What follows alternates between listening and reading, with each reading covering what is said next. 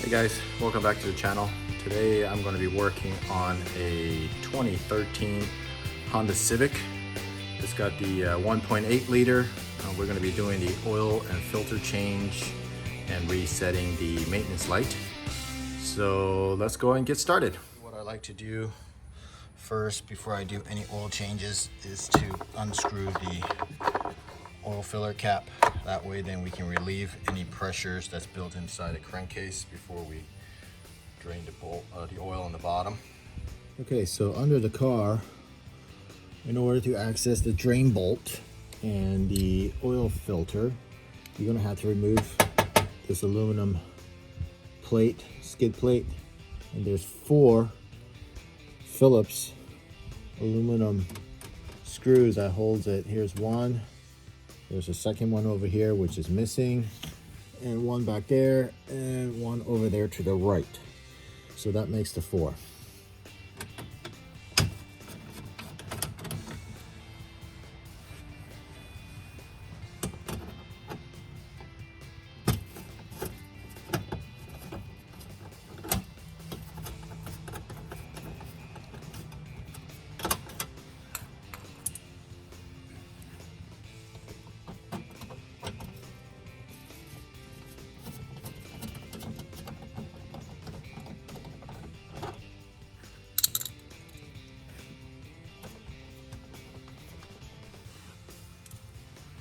Okay, once that's done, you'll go ahead and just take the bracket, slide it back, and it'll dislodge itself.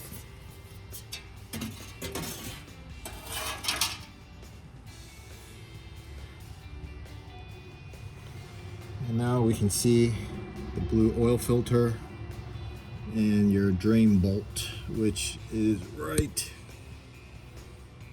here. Okay, so the drain bolt itself is going to be a 17 millimeter.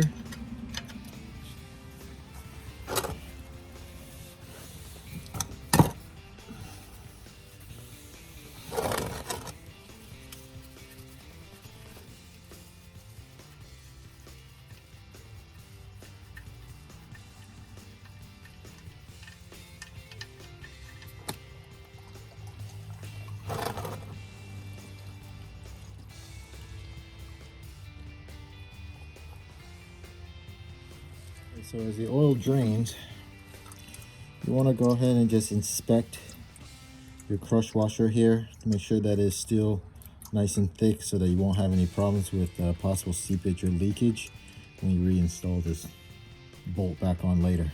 This drain should be pretty quick. It only takes about 3.96 quarts, so let's just go ahead and round it off to say 4 quarts to be on the safe side. So it should be like I said, relatively quick, and then we'll go ahead and remove that oil filter.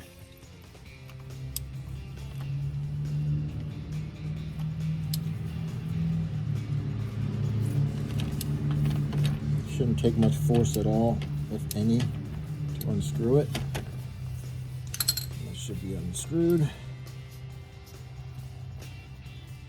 And there comes the oil.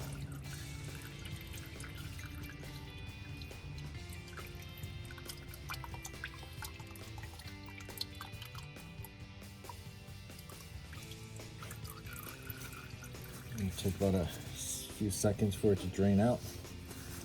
And then we'll go ahead and remove the filter. Okay, let's go ahead and unscrew and remove it. And remember, there's still oil inside this thing. So bring it down nice and level so it doesn't run, the oil doesn't run down your arms.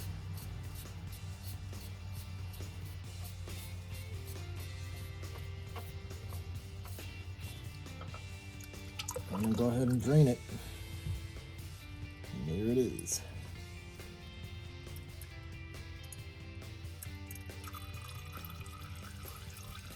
And you can see the rest of the oil just draining out from this top of the engine.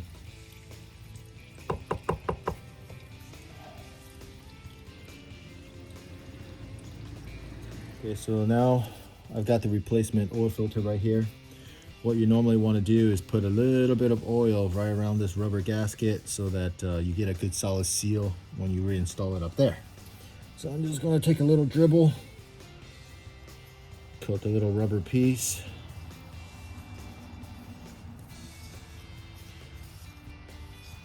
And before I install this, I'm going to put oil into this filter itself so that we don't have a loss of oil pressure when we restart the car. In this case, I'm going to fill it up with 0W20, which is the recommended oil, but I'm going to be reusing Royal Purple.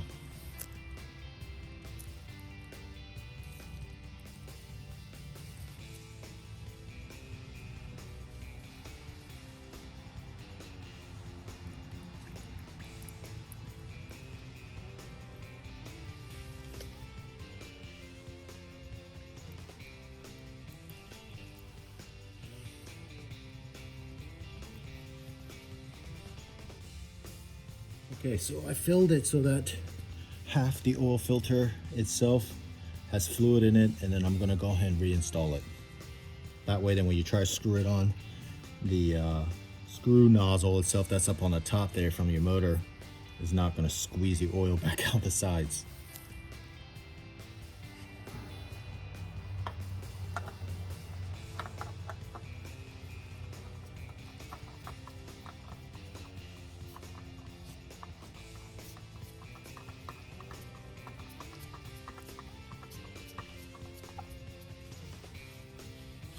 Okay, so normally what I do is I'll hand tighten it until it's nice and snug, and then give it another half a twist or so until it's completely snugged up.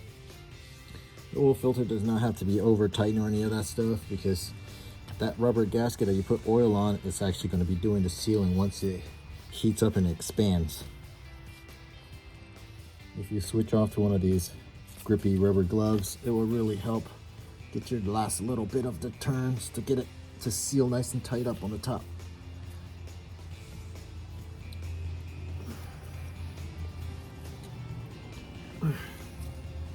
Okay, now that we've got the filter and everything rechecked so that everything is tight, we're going to go ahead and reinstall the shield.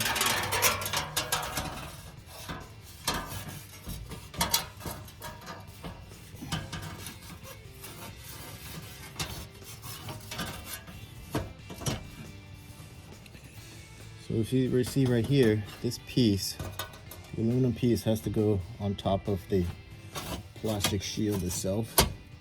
Line up your 4 attachment tabs. Make sure that it's protruding. This part gets to be a little bit tricky, especially on some of the sides. Okay. All the little tabs are protruding out, so now it's holding the shield in place. Now we're going to reinstall our 4. There's supposed to be 4 of these, but unfortunately one of mine is not here anymore. 4 retaining screws will go back in.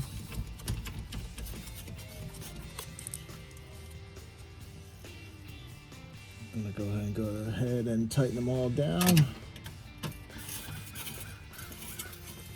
Doesn't take very much force. You don't go very far.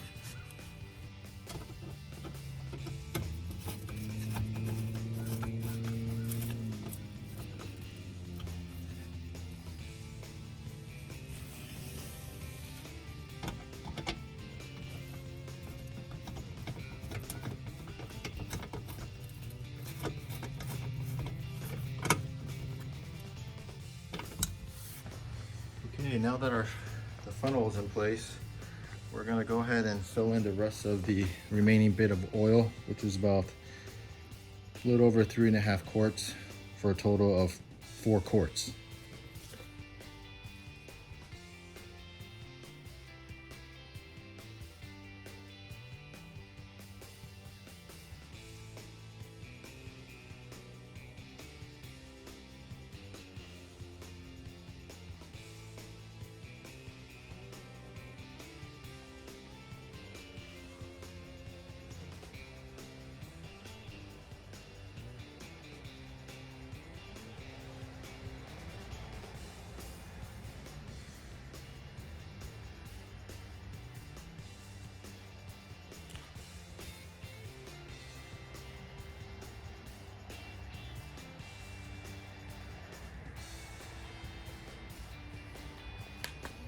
Okay, that's it.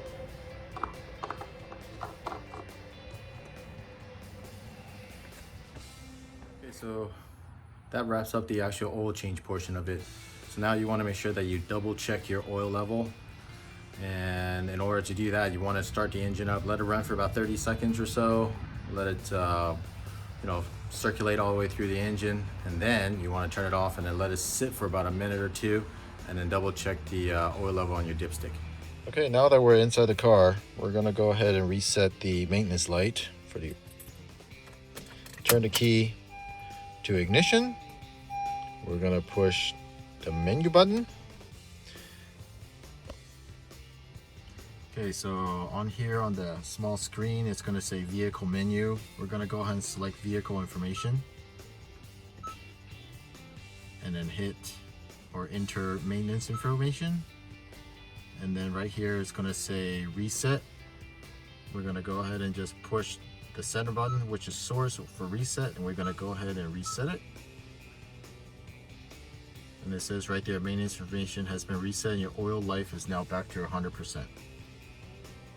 Really easy. All right, so this concludes the video on the oil change and service light reset for the 9th generation Honda Civic FB2.